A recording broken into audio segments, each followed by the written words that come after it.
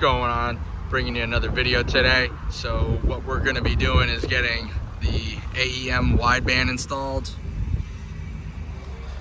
And today we are at Meineke Car Center.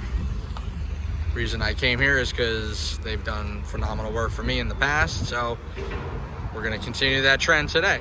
So with that being said, we're going to go on. I'm going to try and record some of the install for you, and we'll go from there.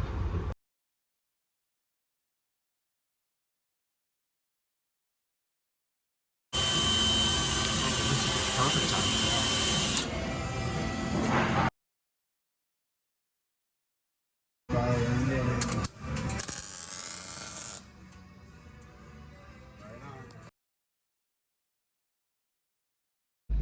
Alrighty guys, so bong and sensor are in the mid pipe. We're good to go home.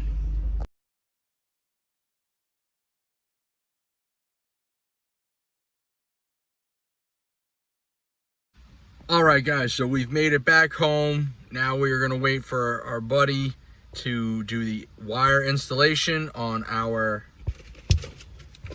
AEM gauge. So after that's done, we keep moving along and we get ready for tuning process and a new tune. Stay tuned.